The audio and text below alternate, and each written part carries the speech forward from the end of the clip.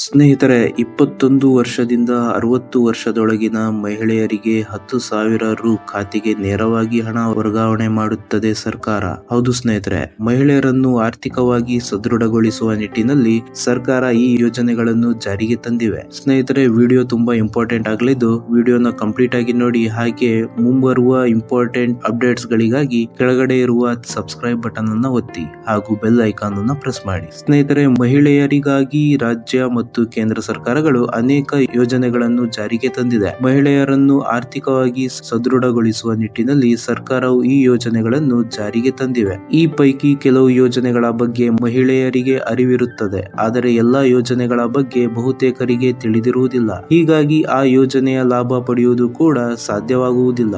ಸದ್ಯ ಒಡಿಶಾ ಮುಖ್ಯಮಂತ್ರಿ ಮೋಹನ್ ಚರಣ್ ಮಾಝಿ ತಮ್ಮ ರಾಜ್ಯದಲ್ಲಿ ಮಹಿಳೆಯರಿಗಾಗಿ ಯೋಜನೆಯನ್ನು ಪ್ರಾರಂಭಿಸಿದ್ದಾರೆ. ಕರ್ನಾಟಕ ರಾಜ್ಯದ ಮಹಿಳೆಯರು ಈ ಯೋಜನೆಯ ಲಾಭ ಪಡೆಯಲು ಎದುರು ನೋಡುತ್ತಿದ್ದಾರೆ.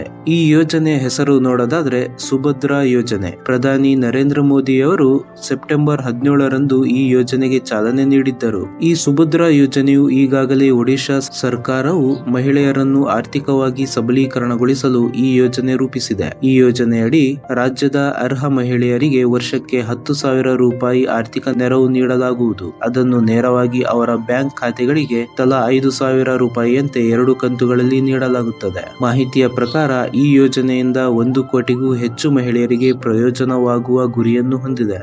ಹಾಗಾದ್ರೆ ಈ ಸೌಲಭ್ಯವನ್ನು ಯಾರು ಪಡೆಯುತ್ತಾರೆ ಅಂತ ನೋಡೋದಾದ್ರೆ, ಸುಭದ್ರಾ ಯೋಜನೆಗೆ ಅರ್ಜಿ ಸಲ್ಲಿಸಲು ಅರ್ಜಿದಾರರು ಈ ಕೆಳಗಿನ ಮಾನದಂಡಗಳನ್ನು ಪೂರೈಸಬೇಕು. ಮೊದಲನೆಯದಾಗಿ ಆಯಾ ರಾಜ್ಯಗಳ ಕಾಯಂ ನಿವಾಸಿಯಾಗಿರಬೇಕು. ಎರಡನೆಯದಾಗಿ ಮಹಿಳಾ ಅರ್ಜಿದಾರರು ಮಾತ್ರ ಅರ್ಹರು. ಮೂರನೆಯದಾಗಿ 21 ವರ್ಷದಿಂದ 60 ವರ್ಷಗಳ ನಡುವಿನ ಮಹಿಳೆಯರಿಗೆ ಲಾಭ. ನಾಲ್ಕನೆಯದಾಗಿ ಯಾವುದೇ ಸರ್ಕಾರಿ ವಲಯದಲ್ಲಿ ಕೆಲಸ ಮಾಡುತ್ತಾ ಇರಬಾರದು. ಐದನೆಯದಾಗಿ ಕುಟುಂಬದ ಆದಾಯವು ವರ್ಷಕ್ಕೆ 2.5 ಲಕ್ಷ ಅಥವಾ ಅದಕ್ಕಿಂತ ಕಡಿಮೆ ಇರಬೇಕು. ಆರನೆಯದಾಗಿ ಪ್ರತಿ ಕುಟುಂಬದ ಒಬ್ಬ ಮಹಿಳೆಗೆ ಮಾತ್ರ ಯೋಜನೆಯ ಪ್ರಯೋಜನ.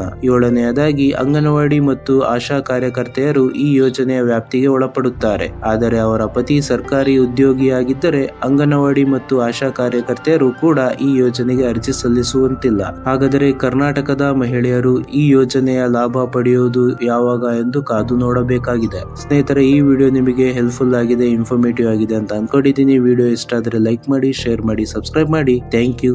ಜೈ ಹಿಂದ್.